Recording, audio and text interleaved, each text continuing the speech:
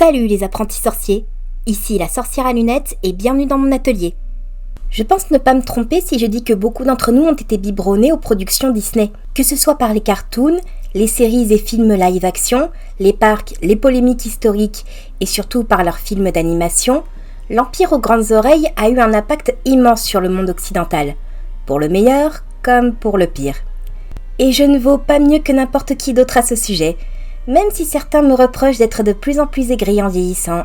Et même au-delà de l'impact culturel, le poids financier de la firme n'est pas anodin. Malgré certains échecs commerciaux passés, les autres films rattrapent bien le reste. D'où les nombreuses copies de productions Disney au fil des années. Certains y vont franco dans le plagiat, genre Golden Films ou Dingo Pictures. Ah! Mes yeux! Et d'autres sont un peu plus subtils et se contentent de reprendre l'esthétique ou les codes de narration typiques de Disney. C'est comme ça qu'on s'est retrouvé avec des films type Pousselina ou Anastasia, deux films de Don Bluth qui était lui-même un ancien de chez Disney, OMG tout est lié, ou encore notre sujet du jour, Excalibur, l'épée magique.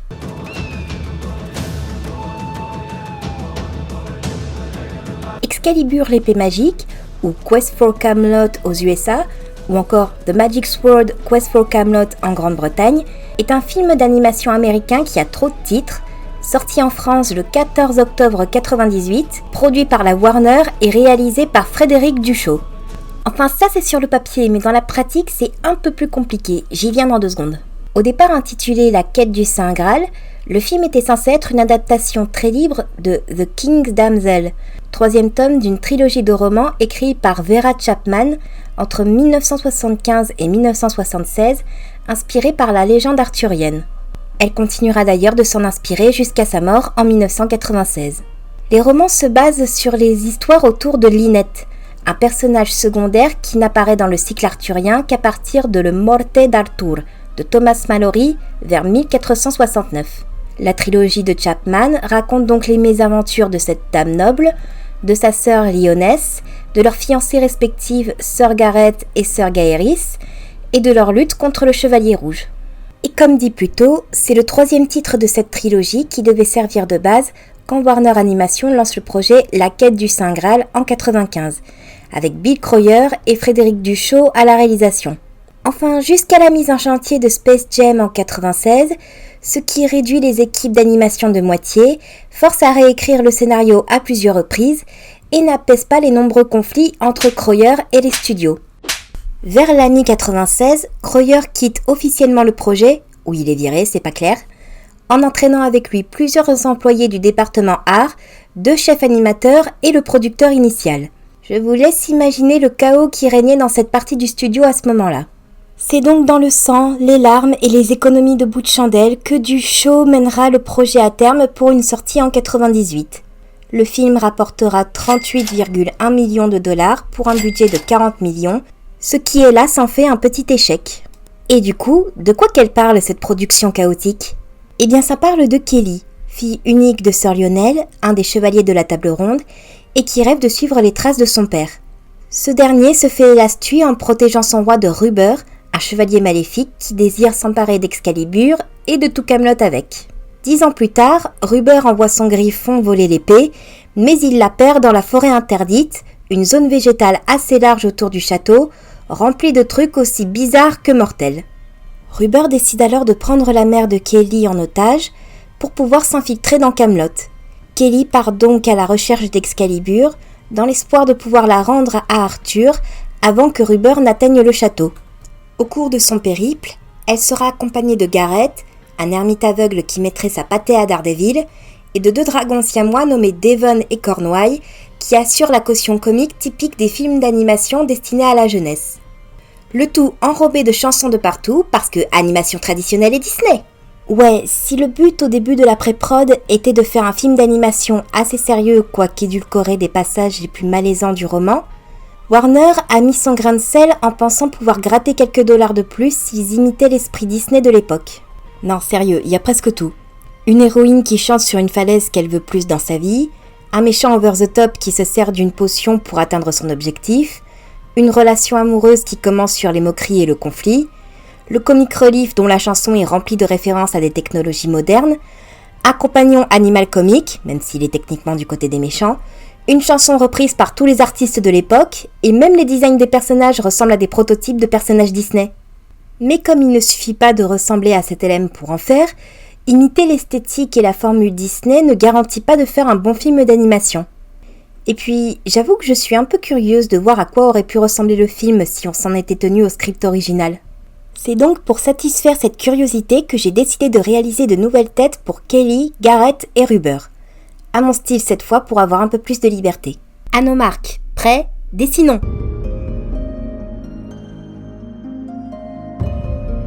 Kelly est l'héroïne principale du film. Fille unique du chevalier Lionel et de Lady Juliana, et donc nièce de Bohort d'après le canon arthurien, elle rêve de marcher dans les traces de son père et de devenir chevalier à son tour. Comme toutes les héroïnes Disney de l'époque, elle est insatisfaite de sa petite vie dans la campagne et veut vivre autre chose que cette vie, ce qui déclenche parfois des conflits avec sa mère. Elle aura cependant l'occasion de faire ses preuves en tentant de retrouver Excalibur pour sauver non seulement son village, mais également son royaume. Ce qui ne sera pas une mince affaire vu qu'elle est plus grande gueule qu'autre chose et n'a visiblement jamais eu l'idée d'apprendre à manier l'épée, même en secret. Je sais qu'à l'époque, le mieux qu'une femme pouvait espérer, c'était de se marier et prier pour que ça se passe pas trop mal, mais on reste dans l'imaginaire, donc on devrait pas avoir à se préoccuper de la véracité historique. Et puis, quitte à copier une héroïne Disney, autant reprendre Mulan. Elle est basée sur le personnage de Lynette dans les romans de Vera Chapman, eux-mêmes basés sur le personnage éponyme du cycle arthurien. Dans la légende, Lynette fait appel au chevalier Garrett pour sauver sa sœur Lyonesse des griffes du chevalier rouge des Pays Rouges. Et selon les versions, soit elle épouse Garrett, soit il épouse Lyonesse et Lynette se met avec Gaëris, un des frères de Garrett. Dans les romans, Lynette épouse Gaëris à contre-cœur et quand il l'abandonne, elle se fait passer pour un homme et devient messagère royale. Elle part ensuite à la recherche du Saint Graal pour sauver la vie d'un ami qu'elle s'est fait au cours d'un voyage. En anglais, elle est doublée par Jessaline Gilsig pour les dialogues et Andrea Corr pour les chansons. En français, elle est doublée par Kelly Marot quand elle est petite, Julie Turin pour les dialogues adultes et Bénédicte Léocrard pour les chansons. Je veux devenir chevalier. J'ai toujours rêvé d'aventure, de vaincre des démons, de défendre des demoiselles en détresse. Qu'est-ce qu'une demoiselle ? Kelly n'est pas un mauvais personnage en soi, mais elle est hélas prisonnière des clichés des princesses Disney des années fin 90, début 2000, qui la font passer pour une incompétente géniarde et trop chanceuse. Comment pourrait-on l'améliorer ?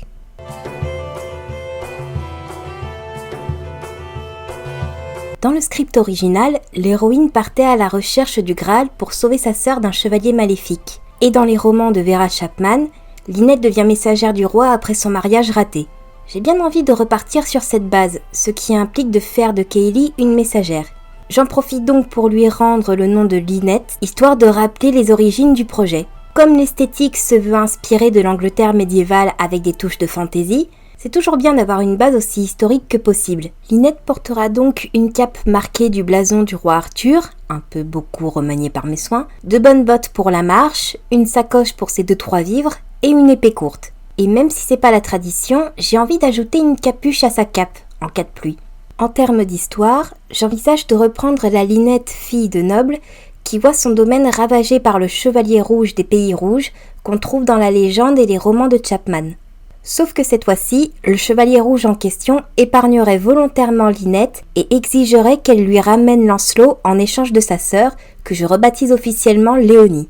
Problème, Lancelot est parti combattre à l'étranger avec le roi Arthur et la majorité des chevaliers de la table ronde. Lynette envisagerait donc d'offrir un trésor encore plus précieux, le Saint Graal lui-même. C'est ainsi qu'elle se lancerait dans un voyage sans garantie de retour, sous les traits d'un messager nommé Lucius. Pour ce qui est de sa personnalité, j'ai bien envie de faire de Lynette une jeune fille qui n'accorde pas facilement sa confiance. Elle montrerait peu ses émotions, mais au fond, elle serait tout bonnement désespérée et ne veut pas perdre la seule famille qui lui reste après avoir perdu son foyer. Son voyage aux côtés de Garrett permettra à Lynette d'apprendre à accorder sa confiance aux autres, à être plus sereine et surtout à devenir plus sûre d'elle. Je ferai le tour de la terre. Je sens en moi son cœur qui bat. Elles sont si légères, les ailes de mon père.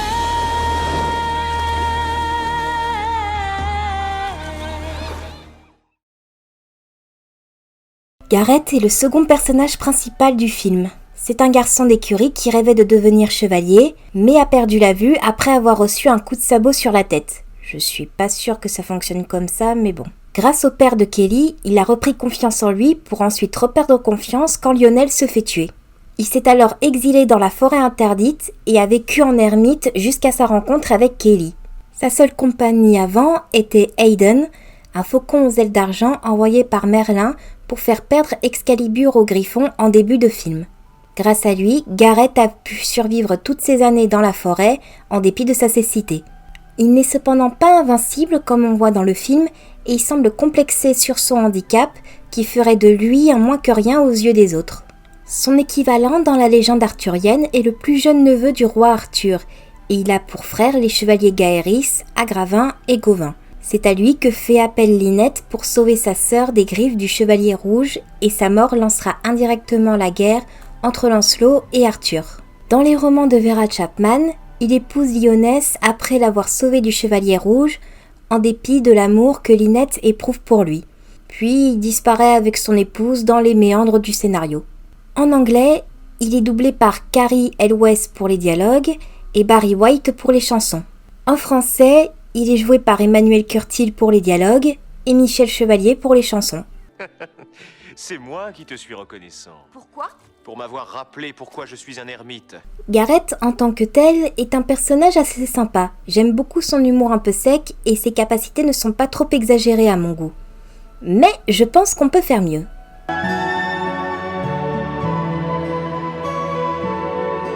Le Gareth du film est déjà très correct en soi, mais je dois avouer que je suis moyennement fan de sa coupe de cheveux.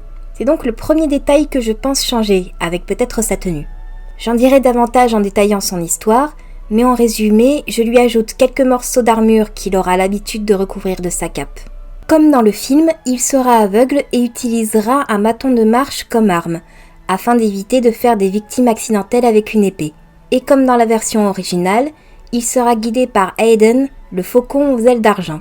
Dans ma version de l'histoire, Gareth serait un ancien chevalier de la table ronde qui a dû raccrocher son armure après avoir perdu la vue au cours d'une bataille. Une fois remis sur pied, il se serait lancé sur les routes à la recherche de moyens d'aider les gens à son échelle, uniquement accompagné de son faucon de compagnie, jusqu'à sa rencontre avec un étrange messager nommé Lucius, mais qui se révélera être une certaine Lynette qui cherche désespérément le Saint Graal pour sauver sa sœur. En termes de personnalité, Gareth donnerait l'image de quelqu'un qui prend sa situation avec humour, mais il serait secrètement bourré de complexes. En effet, la chevalerie est une affaire de famille pour lui, et maintenant qu'il est handicapé, il veut prouver au reste du monde, mais surtout à lui-même, qu'il peut toujours venir en aide à autrui malgré son infirmité.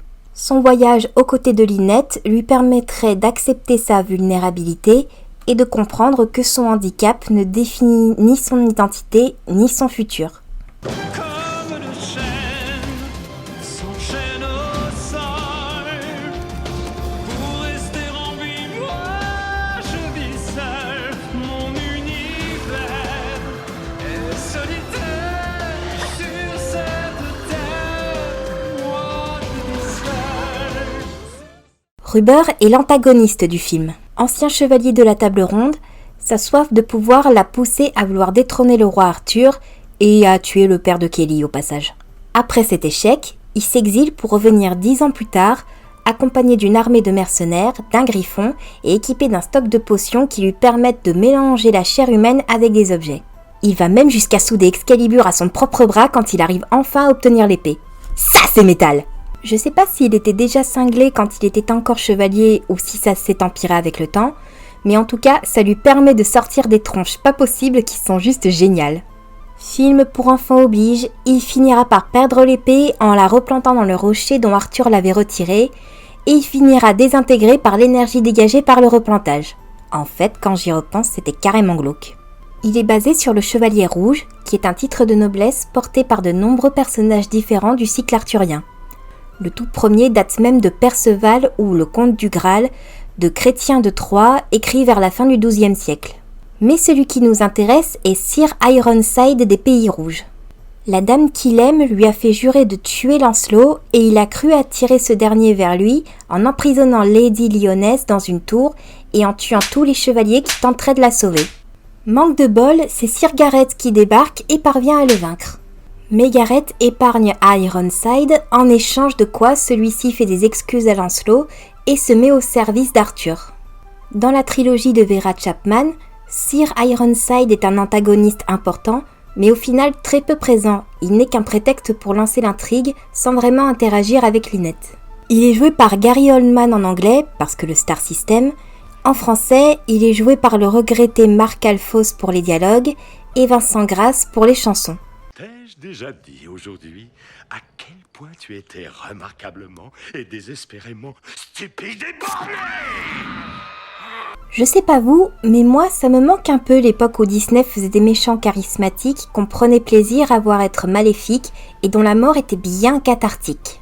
Les films récents sont sympas bien sûr, mais comme dirait l'autre, un héros est un héros, mais tout le monde aime les vrais méchants. Voyons donc comment on pourra travailler tout ceci avec Ruber.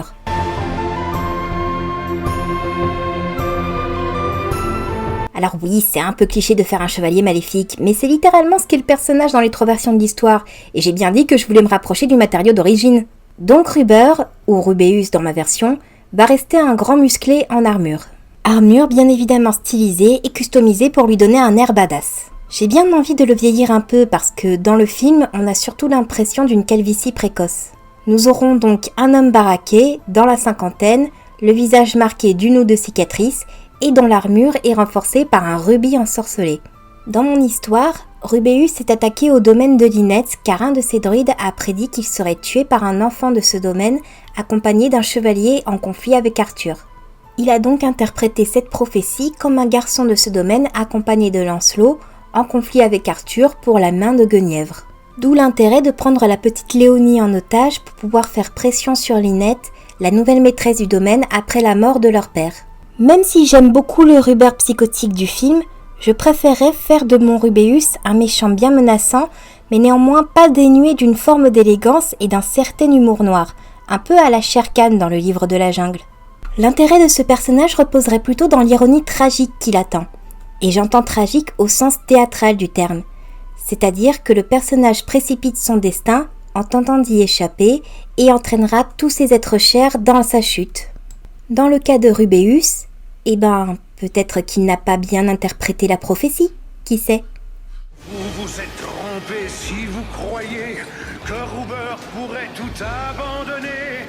Me revoilà et personne ne m'arrêtera.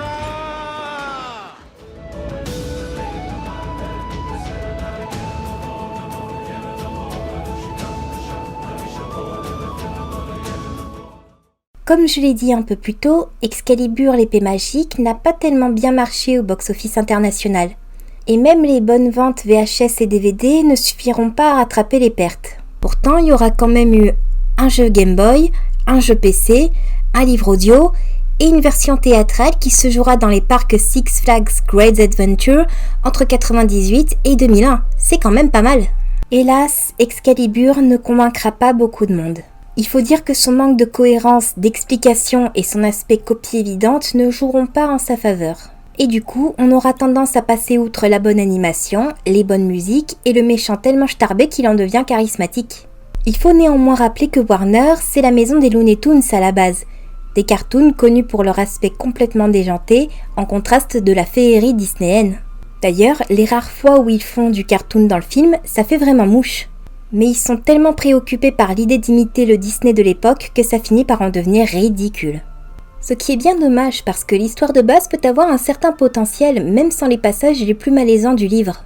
Et les gars de la Warner sont pas les derniers pour faire des super films d'animation. Mais il est clair que les magouilles des producteurs n'ont pas aidé.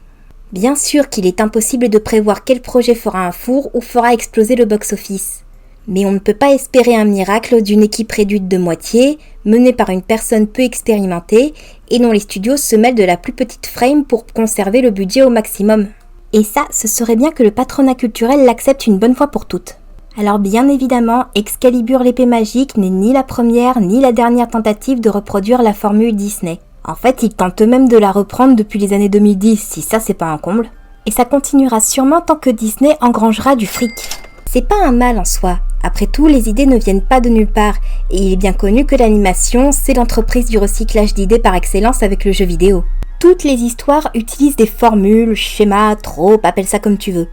Mais si tu te contentes de les appliquer de façon bête et méchante, ton histoire remplira le cahier des charges mais n'aura aucune saveur. La véritable intelligence de la narration, c'est de comprendre les forces et faiblesses de chaque formule pour ensuite pouvoir les utiliser efficacement. Cette vidéo est maintenant terminée, j'espère qu'elle vous aura plu. Si c'est le cas, n'hésitez pas à liker, partager ou à suggérer des idées de séries à redesigner dans les commentaires. Je vous laisse rejoindre la sortie de l'atelier et rappelez-vous d'éviter de déranger le dragon en partant. Ferais quoi si je ne t'avais pas? Moi je ferais quoi si je ne Il va me falloir des litres d'hydromel pour oublier. Wow, yeah. Moi je serais quoi? Moi je ferais quoi? Sans toi.